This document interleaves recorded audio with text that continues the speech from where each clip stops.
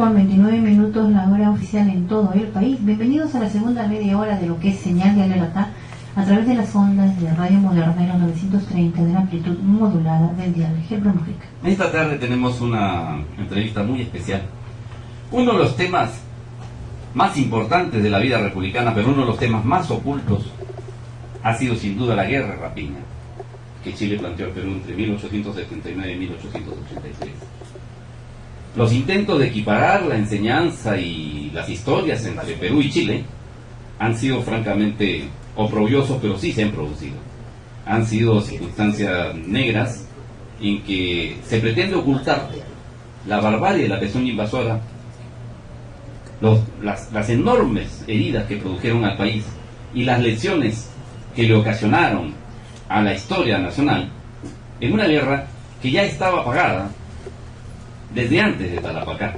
La sola invasión, la extracción de tierras, la matonería con que actuó el país invasor, dicen mucho de lo que ocurrió y que los historiadores no historian. No obstante, hace apenas 10 días hemos tenido la grata sorpresa de encontrarnos con un libro que se llama La Última Resistencia, cuyos autores, Juan Carlos Flores Grande y Ernesto Linares Mascaro, han hecho un esfuerzo estupendo para narrar la batalla en el Morro Solar de Chorrillos que aconteciera el 3 de enero de 1881. No solo congratula la producción de hombres jóvenes, sino también que da muestra de cómo las nuevas jornadas de historiadores o de hombres vinculados a la historia nacional en cuya investigación exhaustiva participan, construye una nación y la saca del olvido y de la aparente falta de interés que demuestran o que demostraría la nueva generación. No se trata del caso. Y con nosotros está, pues, uno de los autores, el ingeniero Ernesto Linares Mascaro, un hombre cuyas investigaciones sobre la guerra de rapiña en 1879 he leído con mucho interés desde hace largos años y cuyos textos he usado en no pocas oportunidades precisamente para afirmar temas sobre los que también he aventurado opinión. Ernesto Linares es un hombre muy joven. Participó hace 2 años aproximadamente en la ideación de unos videos que hicieran la gran película que sobre la guerra de rapiña en 1879 el Perú tiene como deber darle a sus nuevas generaciones como forma ilustrativa para que sepan qué ocurrió, de qué manera ocurrió, mientras que en el país del sur se vienen haciendo hasta 3 filmes grandes.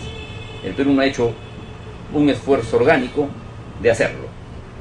Queremos creer que La Última Resistencia de Juan Carlos Flores Grande y Ernesto Linares Mascaro, y que narra lo que fue la batalla en el Morro Solar de Chorrillos el 3 de enero de 1881, constituye un esfuerzo que felicitamos y a cuyo autor, Ernesto Linares, le damos la más cordial bienvenida.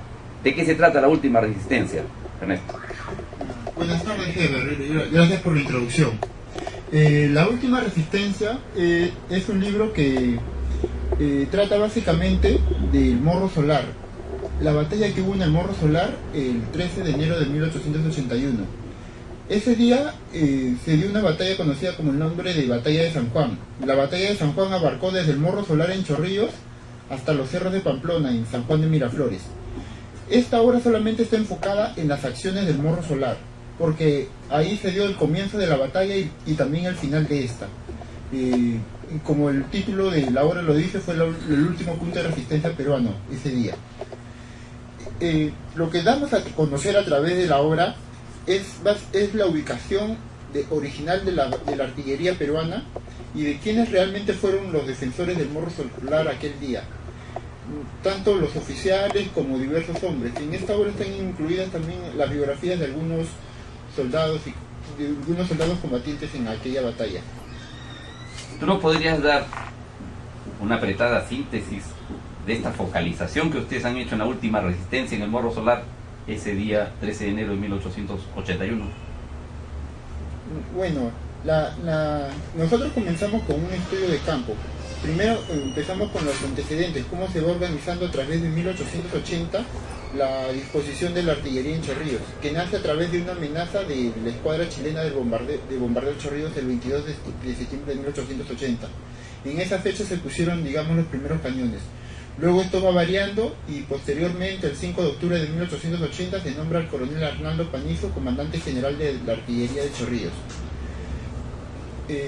Posteriormente, ya hacia 1881, en el Morro Solar, digamos en la parte de Macavilca, que es donde actualmente están las antenas de televisión, es donde se ubica la primera división del Ejército del Norte. Esta división formaba parte del primer cuerpo del ejército que estaba al mando del coronel Miguel Iglesias.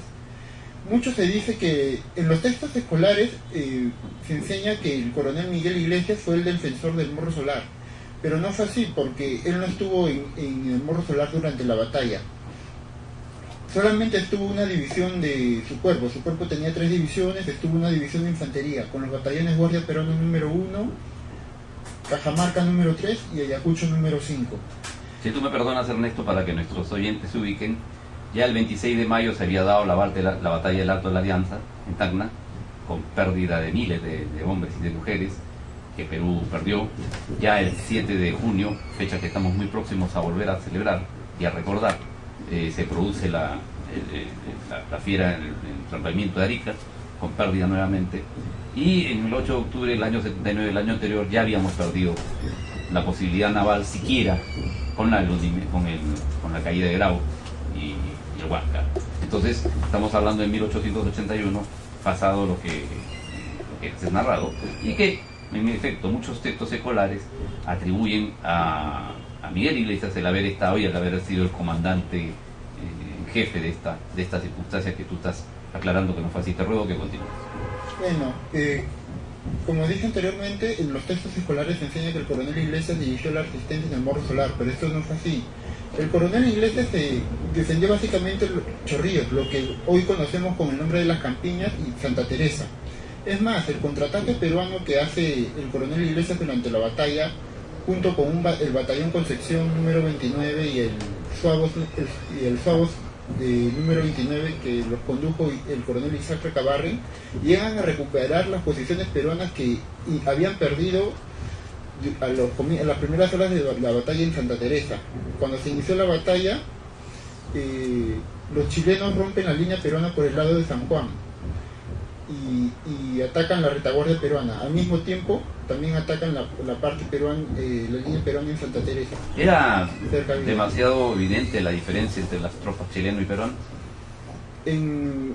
Numéricamente sí, habían no más de 19.000 peruanos en la línea de San Juan, desde el Morro Solar hasta los cerros de Pamplona, inclusive hasta Monterrico Chico, porque detrás de Pamplona estaba lo que es Monterrico Chico y había una columna que no llegó a pelear.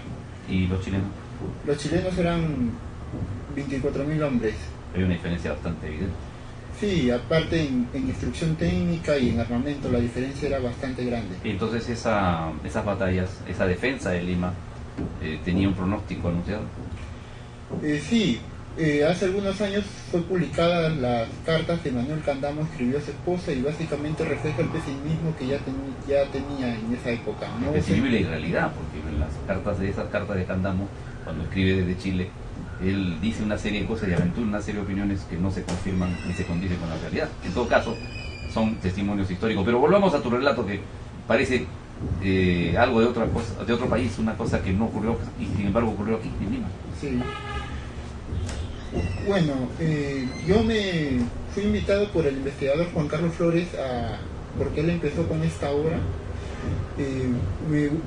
Yo he ido a explorar desde hace algunos años el Morro Solar y